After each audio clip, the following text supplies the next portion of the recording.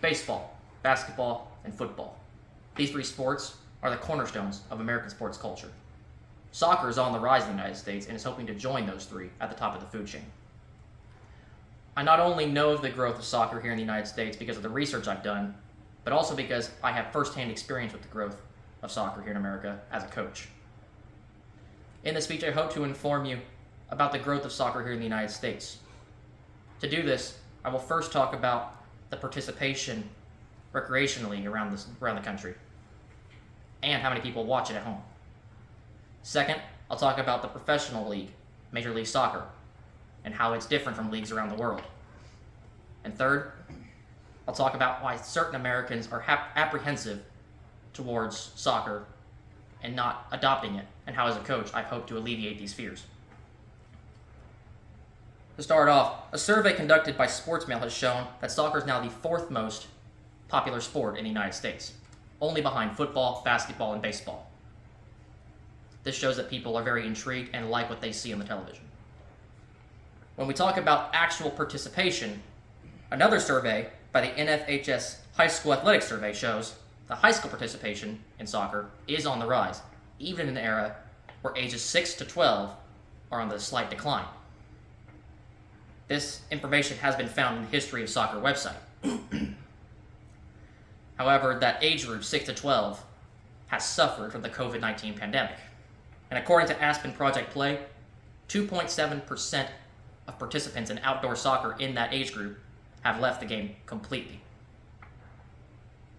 However, soccer is one of the few outdoor sports that did not have a 5% or more decrease in players.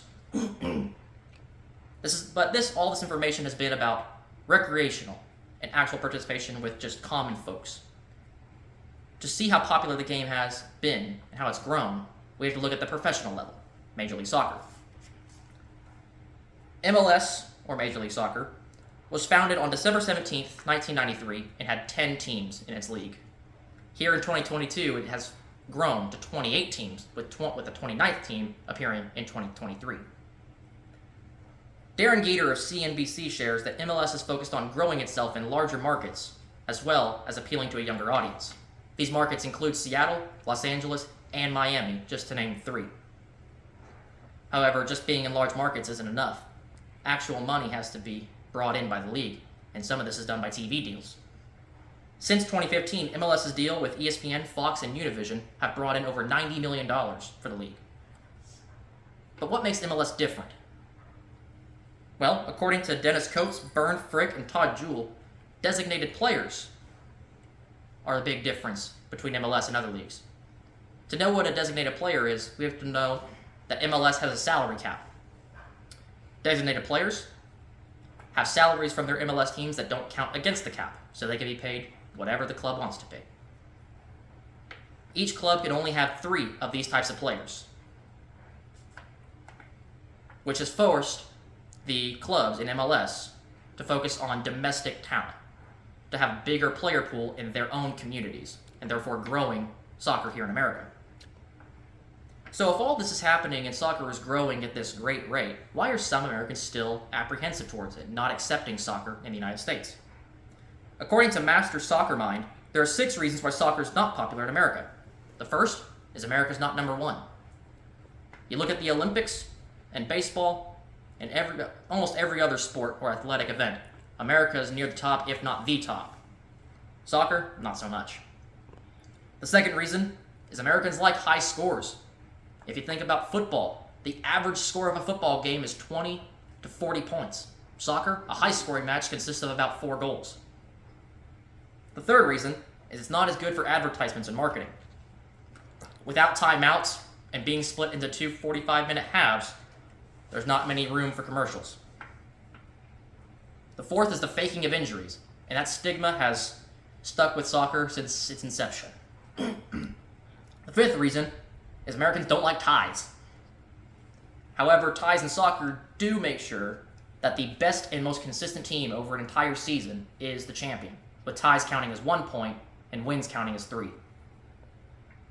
The sixth and final reason is by the time that soccer had official rules set by England in 1863, rugby was spreading in the United States. which eventually led to the inception of American football. So soccer had a very late start in the United States. However, Yuya Kiyuchi says in his writing, Soccer Culture in America, that a large immigrant population in the United States has actually assimilated soccer into American culture. To build on this, Derek Van Reneen, in The Promise of Soccer in America, says sports are used as assimilation products. But he also states that sports that are seen as foreign, like soccer, often have varied results.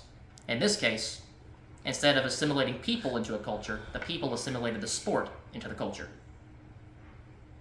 I try to alleviate these fears in my own community and my own players. And like the National Soccer Coaches Association of America says, my purpose as a coach is to instill passion and love for soccer in my players and the community. I hope that in this speech, I've shown you how soccer is growing in America and how people are participating at levels never before seen in this country. And I'll leave you with this. Soccer might not be the most popular sport in America right now, but it's growing at a rate never before seen. And in 2026, when the World Cup is in the United States, a lot of people are going to want a piece of the action.